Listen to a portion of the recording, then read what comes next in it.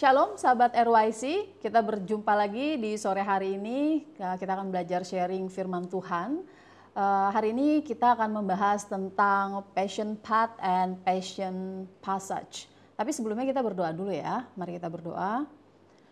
Bapa, terima kasih untuk kesempatan kami boleh bertemu kembali di dalam acara pada sore hari ini.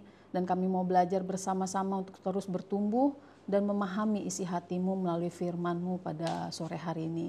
Pimpin setiap kami Bapa, di dalam nama Tuhan Yesus kami berdoa. Amin.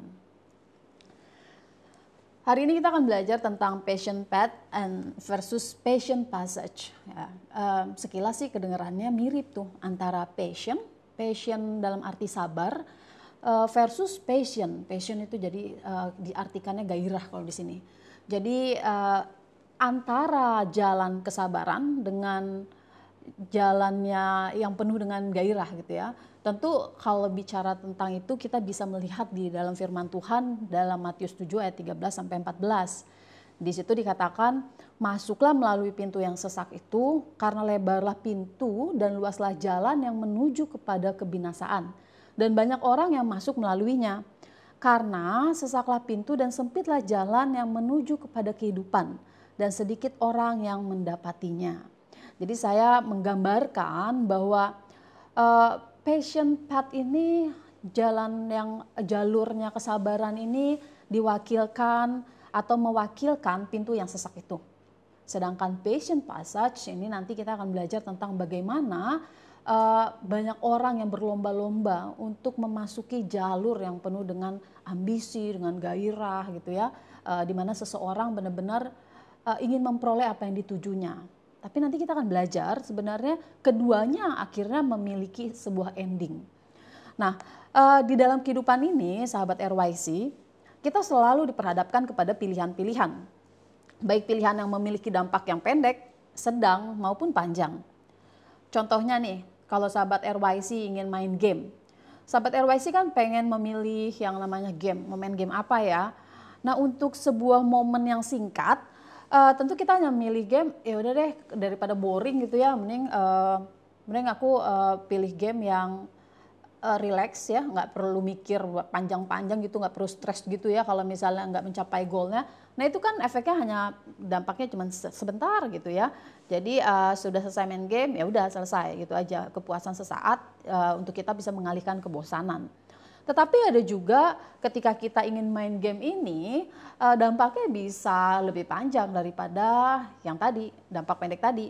Yaitu di mana ketika kita mau bermain bukan hanya untuk kesenangan saja, tetapi sudah menjadi sebuah hobi yang punya potensi lebih serius daripada yang hanya bermain game untuk kesenangan sesaat. Dampak seriusnya itu mungkin mulai mengganggu aktivitas kita sehari-hari. Di mana mungkin mulai timbul rasa penasaran. Aduh nih belum selesai nih level ini, kayaknya besok harus dikerjain lagi. Nah udah mulai kepikiran.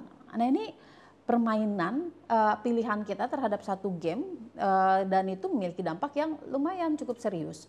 Lalu kemudian meningkat lagi levelnya kepada dampak yang lebih panjang, lebih serius. Yaitu apa? Ketika main game itu sudah mulai menjadi edik, menjadi kecanduan buat kita.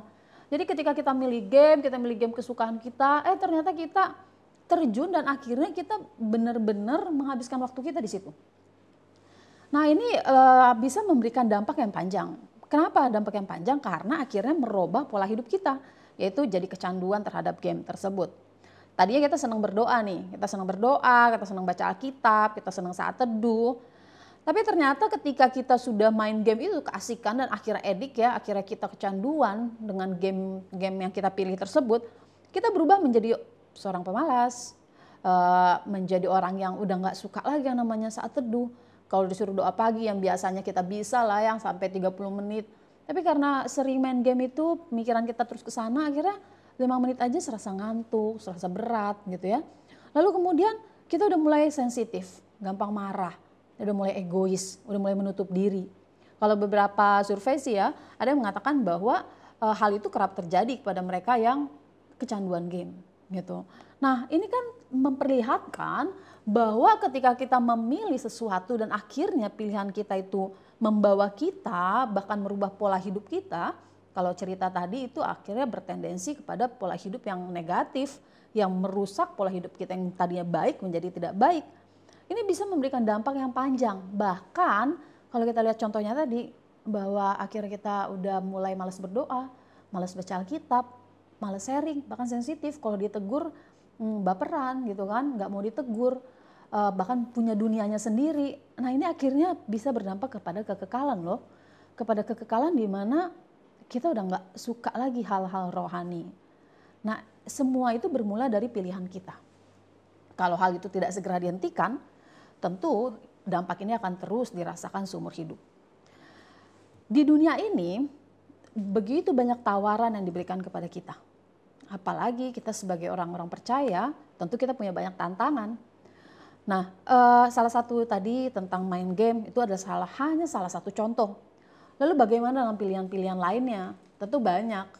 Dan kita selalu diperhadapkan dengan banyak pilihan dalam hidup ini. Dan terkadang bikin kita, aduh aku bingung nih pilih yang mana ya.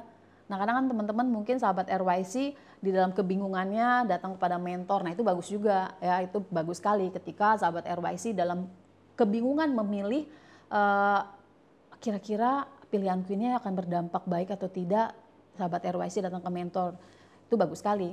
Tetapi ketika kita dalam kebingungan kita dan kita nggak ngerti kita akan pilih apa, dan kita takut bahwa kita akhirnya terjerumus kepada pilihan-pilihan yang salah. Nah sebenarnya Matius 7 ayat 13-14 ini, ayat 13-14, ini ingin menunjukkan kepada kita bahwa memang pada faktanya kita memiliki pilihan di dalam hidup ini. Pilihan ini digambarkan dengan tadi pilihan yang berdampak kepada kekekalan. Jadi bukan hanya short term, bukan hanya pilihan yang dampaknya pendek, tetapi berdampak kepada kekekalan. Kenapa bisa begitu? Ya kita baca ya, tadi kita sudah baca, tapi kita baca sekali lagi ya. Di Matius 7 ayat 13, masuklah melalui pintu yang sesak itu. Jadi di sini dikatakan sebenarnya Alkitab mau mengarahkan kita ketika ada pilihan, ada pintu yang lebar dan ada pintu yang sesak. Sebenarnya Alkitab sudah mengarahkan kita, yuk masuk kita kepada, pilihlah kepada pintu yang sesak. Dan Alkitab menggambarkan dua pintu ini punya ending yang berbeda. Pintu yang sesak, lebarlah pintu yang sesak itu sempit dan sesak jalannya. Tapi endingnya apa? Menuju sebuah kehidupan. Tetapi di sisi lain ada pintu yang lebar, luas jalannya, tapi endingnya nggak enak. Endingnya itu menuju kepada kebinasaan. Nah sahabat RYC kalau misalnya sekilas kita mau lihat, dikatakan dalam Alkitab masuk melalui pintu yang sesak itu, kenapa? Karena lebarlah pintu dan luaslah jalan menuju kepada kebinasaan dan banyak orang yang masuk melaluinya. Alkitab mau menggambarkan seperti ini. Pintu yang lebar itu terkesan menyenangkan di awal. Terkesan semua orang bisa memilikinya. Dan memang begitu kan faktanya. Banyak orang yang bisa masuk kepada pintu yang lebar itu dan luas jalan. Sebenarnya mau bicara apa sih? Apakah ini mau bicara tentang jalan secara literal? Bukan itu tentunya. Tapi mau bicara tentang kehidupan seseorang. Pilihan dia terhadap apa yang dia pilih dalam hidupnya ini. Ketika dia memilih sesuatu yang mungkin menyenangkan, mungkin common atau umum bagi setiap orang dan itu oke-oke saja untuk setiap orang, bahkan untuk dunia itu dianggap sesuatu yang baik, tapi ternyata endingnya adalah sebuah kebinasaan. Alkitab mengarahkan kita kepada pintu yang sesak. Awalnya nggak enak banget nih, sahabat RYC. Dikatakan, sesaklah pintu dan sempitlah jalan yang menuju kepada kehidupan, dan sedikit orang yang mendapatinya. Di situ dikatakan sedikit orang. Jadi kita tahu bahwa ketika kita mau masuk ke udah sesak pintunya, sedikit pula yang bisa masuk. Jadi memang tidak banyak orang bisa masuk ke sini. Kenapa? Karena untuk masuk ke pintu yang sesak ini dibutuhkan kualifikasi yang benar. Dibutuhkan orang-orang yang memang bisa atau memenuhi syarat untuk masuk pintu yang sesak ini. Tetapi justru melalui pintu yang sesak itulah orang-orang bisa mendapatkan kehidupan. Jadi dunia ini selalu menawarkan apa yang baik di awalnya, apa yang baik di permukaan. Jadi ketika dunia menawarkan model-model yang terkini, menawarkan pergaulan-pergaulan yang dianggap biasa saja, dianggap normal di kalangan anak-anak muda zaman sekarang, itu yang dunia tawarkan. Tetapi mereka tidak melihat bahwa ada akhir di balik itu semua. Apakah akhirnya itu membawa mereka kepada kehidupan? Atau jangan-jangan kepada kebinasaan? Dan ini yang harus kita pelajari, dan ini yang harus kita kritisi di dalam kehidupan kita ketika kita memilih bagaimana kita memilih jalan hidup kita. Sahabat RYC, sebagai generasi-generasi yang seharusnya menjadi penerus-penerus generasi sebelumnya, menjadi penerus-penerus generasi orang tua kita, tentu kita memang tidak boleh ketinggalan zaman. Kita nggak boleh yang namanya nggak update terhadap apa yang terjadi di dunia ini. Tetapi bukan berarti kita harus selalu terjun di dalamnya dan ikuti arus dunia. Justru kita ini harus bisa melawan arus dunia. Apalagi kalau misalnya setiap tren, setiap model, setiap warna zaman ini bertentangan dengan Alkitab. Coba kita lihat di dalam Matius 7 ayat 14. Kenapa kita harus bisa melawan arus itu? Dan kenapa dikatakan di sini sempit atau sesak? Namanya melawan arus itu tentu bukan hal yang menyenangkan ya sahabat RYC. Nah ini yang digambarkan oleh Matius 7 ayat 14. Kata sempit di sini itu dari bahasa Yunani tlibo ya. Di definisi kamus Thayer ini dikatakan gini, tlibo atau kata sempit ini arti yang pertama itu to press as grapes. Jadi maksudnya gini, seperti menekan anggur lalu ditekan dengan keras. Ini kata sempit. Lalu di situ jalan yang dikompres gimana sih? Dikompres itu kan dipadatkan. Lalu kemudian ini merupakan metamorfosa dari masalah, dari tantangan gitu ya, dari pencobaan. Nah ini arti dari kata sempit tersebut. Kita kalau belajar dari kata sempit ini saja, ini menarik nih sahabat RYC. Kenapa menarik? Karena di situ dikatakan sempit itu maksudnya adalah seperti kita tuh sedang melewati jalan di mana seperti kita sedang melihat satu kondisi di mana anggur itu ditekan. Nah, rekan-rekan tahu nggak kalau menekan anggur itu harus kalau pada zaman itu ya, pada waktu itu untuk mendapatkan air anggur itu harus ditekan, ada yang diinjek-injek gitu ya, benar-benar dipres sampai keluar airnya. Nah, itu penggambaran dari kata sempit. Sehingga dikatakan bahwa kondisi ini adalah kondisi yang tidak enak. Kondisi yang membuat kita dalam tanda kutip tertekan sampai akhir kita mengeluarkan sebuah sari. Nah, di sini menariknya. Tuhan Yesus mengajarkan bahwa ya tentu Tuhan Yesus mengajarkan bahwa kita harus memikul salib, betul ya. Alkitab juga mengajarkan bahwa kita ini harus bisa, kita lihat ya ayatnya ya, di mana Paulus sendiri yang mengatakan di Kisah Para Rasul 4 ayat 12, di tempat itu mereka menguatkan hati murid-murid itu dan menasihati mereka supaya mereka bertekun di dalam iman dan mengatakan bahwa untuk masuk ke dalam kerajaan Allah kita harus mengalami banyak sengsara. Alkitab menuliskan, Rasul Paulus yang menuliskan bersama dengan Barnabas dalam pemberitaan Injilnya, mereka menguatkan hati para murid dengan berkata bahwa untuk masuk ke dalam kerajaan Allah sama saja dengan untuk memiliki kehidupan, jalan sempit itu yang harus dituju, kita harus mengalami banyak sengsara. Nah, kira-kira gimana nih sahabat RYC ketika mendengar ini? Apakah ini menjadi sebuah tantangan? Apakah ini menjadi sebuah pertimbangan? Atau ini menjadi sebuah hal yang membuat kita, ya saya mau menderita untuk Kristus. Karena memang kita cinta sama Tuhan. Nah, ditekan seperti anggur agar kita bisa mengeluarkan sari. Teman-teman, kebayang nggak kalau hidup kita itu memang harus melalui hal seperti itu? Pernah nggak sih sahabat RYC ngalamin hal-hal yang tidak mengenakan karena kita harus atau bahkan kita ingin, bukan harus ya, memang kalau kita cinta Tuhan, saya pikir tidak boleh menjadi beban ya, tapi justru menjadi kesukaan ketika kita melakukan firman Tuhan. Nah, ketika kita melakukan firman Tuhan, justru kita menghadapi banyak sekali tantangan yang membuat kita kok ini gak enak banget ya dalam hidup ini. Dan ini membutuhkan begitu banyak kesabaran. Tahukah teman-teman, ketika kita berada di dalam posisi itu, itulah yang digambarkan dengan kita sedang ditekan agar sari itu keluar. Agar kehidupan itu bisa keluar. Kalau kita nggak ditekan, kita tidak bisa menghasilkan sesuatu yang bisa dicicip oleh orang banyak. Jalan yang sempit itu bisa menghasilkan sesuatu yang bisa bermanfaat. Seperti menekan anggur katanya. Berarti seperti kita sedang ditekan, tetapi hidup kita akhirnya bisa bermanfaat oleh banyak orang. Dan untuk menjalani itu tentu dibutuhkan proses.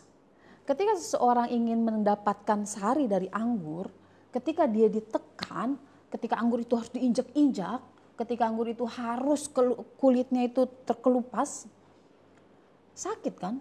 Tentu sakit. Dan butuh proses yang lama, tidak bisa instan. Dan ketika dicicip tentu akan memberikan sebuah rasa yang baik buat orang lain yang menyicipnya. Saya pernah dengar kalau anggur yang semakin lama disimpan itu katanya semakin enak. Nah, berarti ketika air anggur itu diproses lebih lama, maka dia akan lebih enak. Maksudnya apa? Apakah kita harus terus lama diproses? Enggak juga.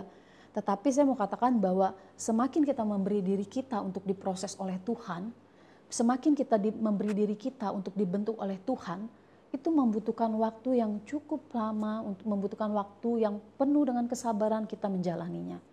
Itulah mengapa saya katakan ada jalur kesabaran dan ada jalur di mana jalur gairah, jalur keinginan kita itu di blow up. Nah, ini ada dua jalur yang berbeda. Ketika kita mau ambil jalur pintu yang sesak, disitulah kesabaran kita dituntut. Disitulah kita butuh masuk ke dalam proses. Saya dapat beberapa informasi, cari-cari informasi bahwa yang namanya generasi milenial katanya adalah generasi yang senang hal-hal yang instan. Atau ada juga survei yang mengatakan bahwa generasi milenial adalah generasi yang ketika bicara tentang agama, mereka sudah tidak tertarik dengan agama. Nah, saya berharap bahwa sahabat-sahabat RYC kita tidak terjebak ke dalam zaman generasi ini. Di mana kita tidak tertarik lagi dengan hal-hal rohani, di mana kita tidak tertarik lagi dengan yang namanya proses. Proses itu adalah sesuatu yang indah di dalam Tuhan. Kenapa? Karena di dalam proses itu kita dibentuk untuk bisa menjadi serupa dengan Dia. Di dalam proses itu kita akhirnya bisa menghasilkan sesuatu yang bisa dikecup oleh orang dan bisa dinikmati oleh orang. Sama kan seperti air anggur yang harus dipres dulu dan akhirnya hasilnya bisa dinikmati. Jalannya bukan jalan yang singkat, bukan jalan yang menyenangkan, bukan jalan yang suka-suka sendiri dengan penuh ambisi kita, bukan. Tetapi jalannya bagaimana kita menuruti apa yang menjadi kehendak Tuhan. Jalannya jalan yang sempit. Jalan di mana kita butuh kesabaran untuk bisa menekuni setiap proses yang Tuhan sedang kerjakan dalam hidup kita. Semua kembali kepada kita, teman-teman. Jalan mana, jalur mana yang kita mau ambil. Kalau kita tidak sabar terhadap prosesnya Tuhan, maka jangan-jangan nanti kita jatuh ke dalam jalur di mana penuh dengan ambisi, lebarlah jalan yang menuju kepada kebinasaan. Kita tahu bahwa endingnya akhirnya kebinasaan. Tapi kalau kita memilih jalan yang Tuhan tuntun, kita memilih jalan yang diajarkan oleh Alkitab, masuklah lewat jalan yang sempit itu, masuklah lewat jalan yang dipres sampai keluar airnya. Nggak enak memang, tapi kita tahu bahwa endingnya adalah kehidupan. Paulus sendiri sudah mengatakan bahwa untuk masuk ke dalam kerajaan Allah, kita harus mengalami banyak sengsara. Zaman ini nggak semakin bagus, teman-teman. Zaman ini tidak semakin baik. memang sekilas di permukaan zaman ini menawarkan kita banyak sekali hal-hal yang menyenangkan, hal-hal yang bisa diperoleh dengan hal yang instan. Tetapi ingatlah Alkitab sudah memperingatkan kita. Segala sesuatu yang begitu mudah, yang begitu menawarkan kita kesenangan-kesenangan dunia, itu adalah jalan yang lebar dan semua orang gampang sekali mendapatkannya. Tetapi untuk mendapatkan kehidupan, untuk mendapatkan hal-hal yang begitu berharga, bukankah kerajaan Allah itu sangat berharga? Bukankah kerajaan Allah itu hidup dengan kekudusan? Bukankah kerajaan Allah itu dipenuhi dengan hal-hal yang kudus? Tetapi tidak mudah tentunya. Dan disinilah kita butuh kesabaran, disinilah kita butuh ketekunan, disinilah kita butuh terus diproses oleh Tuhan. Dan kita tidak boleh ngomel, kita tidak boleh mengeluh. Kenapa? Karena kita tahu akhir dari itu semua adalah kehidupan bersama dengan Tuhan. Hari ini kita belajar tentang itu, kita belajar tentang 2 jalur itu. Jalur tentang jalur kesabaran, di mana kita bisa mendapatinya dengan apa? Melalui pintu yang sempit, pintu yang sesak. Nah, kalau teman-teman mau ilustrasikan, teman-teman masukin ke dalam lorong yang sempit atau pintu yang sempit, tentu nggak enak ya. Mungkin seolah-olah kok kayak nggak ada kehidupan di depan itu. Tapi Tuhan janjikan ketika kita masuk melalui hal-hal yang memang Tuhan arahkan, pintu yang sempit itu banyak sengsara, banyak pencobaan. Ketika kita mengikuti kebenaran, kita dibully. Ketika kita difitnah, kita tidak membalas. Ketika kita dicaci maki, kita tidak membalas, justru kita memberkati. Itu jalan yang sempit, jalan yang penuh dengan cobaan, jalan yang sedang dipres. Kita sedang dipres agar kita bisa menghasilkan sesuatu yang baik. Jalan itu yang Tuhan tuntun. Ketika kita memilih itu, mungkin sekilas gelap, tetapi ternyata di ujungnya ada cahaya kemuliaan bersama dengan Tuhan. Itulah yang Alkitab mau arahkan kepada kita. Tapi dunia juga mengarahkan hal yang lain. Dunia mengarahkan agar kita memilih jalan yang lebar, di mana semua tampak baik-baik, semua mudah didapatkan. Tapi ternyata banyak orang yang justru masuk ke dalam lubang kebinasaan, ke dalam jurang kebinasaan. Kita nggak perlu ikut-ikut teman-teman yang mungkin kalau kita tidak ikutin tren mereka dibilang kita ketinggalan zaman, it's okay ya. Kalau menurut saya sih nggak apa-apa teman-teman. Kalau mereka bilang kita ketinggalan zaman, toh hidup juga nggak lama kok. Dan cemoohan itu juga akan berlalu kok seiring dengan waktu yang berlalu. Tetapi ada satu hal yang terus kita pertahankan, kebenaran firman itu harus terus kita pegang. Dan kita tidak perlu ikut-ikutan teman yang mereka mungkin sedang berlomba-lomba menuju jurang kebinasaan. Kita harus tetap berada di dalam integritas, hidup dalam kesucian, hidup di dalam prosesnya Tuhan, hidup di dalam komandonya Tuhan, hidup di dalam komunitas yang kudus, hidup di dalam persekutuan dengan Tuhan, dan itu akhirnya menjadi pilihan kita. Itu yang Alkitab tawarkan kepada kita. Jangan sampai kita terjebak kepada apa yang banyak orang kerjakan, tapi ternyata akhirnya itu menjadi jalan kita kepada jurang kebinasaan. Nah, kiranya sharing pada sore hari ini bisa memberkati kita semua sahabat RYC, bahwa dalam hidup ini kita akan selalu diperhadapkan kepada banyak pilihan. Dan coba terus cek apakah pilihan-pilihanmu itu membawa engkau kepada jalan kebinasaan atau jalan kehidupan. Engkau tahu bahwa ketika kita mau masuk ke dalam jalan kehidupan, tentu ada proses yang harus kita lewatin. Ada proses yang membutuhkan kesabaran kita untuk menjalaninya. Itu tadi mengapa saya katakan passion path, jalur kesabaran. Jangan ikut-ikutan generasi atau zaman yang mengajarkan kita untuk apa-apa instan, tidak mau diproses, tidak tertarik kepada agama, tidak tertarik kepada dunia, kepada hal-hal rohani, tapi tertarik kepada dunia. Nah, hendaknya kita tidak mengikuti jalan yang itu. Kalau kita melihat bahwa mungkin kita kecewa kepada pimpinan-pimpinan rohani kita, mereka pun masih manusia, yang kita pandang adalah Tuhan, bukan mereka. Memang kita butuh figur teladan. Carilah mereka yang memang bisa kita teladani. Dan Saya percaya bahwa sahabat RYC banyak mendengarkan kebenaran firman Tuhan yang memang benar-benar merupakan kajian Alkitab yang murni. Dan saya pikir itu yang bisa menjadi teladan kita, menjadi mentor sahabat-sahabat RYC untuk kita terus hidup di dalam kebenaran. Teruslah ikuti acara kita sama-sama di sahabat RYC. Di situ teman-teman akan mendapatkan banyak sekali yang namanya kebenaran. Dan jangan sampai kita melewatkannya, karena pertaruhan kita ini, dunia ini setiap saat, setiap detik ini sering sekali mengajak kita untuk tidak fokus dengan panggilan kita bersama dengan Tuhan. Jadi ingat, kalau kita mau pilih kehidupan, maka pilihlah passion path, pilihlah jalur yang penuh dengan kesabaran, di mana kita akan terus di-press, tetapi kita tahu bahwa dari tekanan-tekanan itu kita akan menghasilkan sesuatu yang berharga dan berkenan di hadapan Tuhan. Amin. Kiranya sharing hari ini memberkati kita semua ya, sahabat RYC. Kita tutup di dalam doa ya.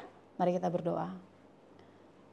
Terima kasih Tuhan untuk sharing pada sore hari ini.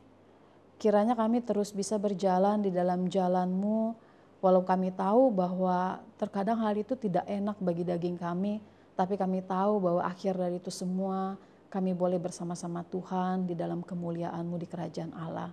Ajar kami untuk terus bertahan dan kuat menghadapi tekanan-tekanan, dan biarlah kami terus Tuhan memiliki integritas untuk hidup kudus di hadapan Tuhan.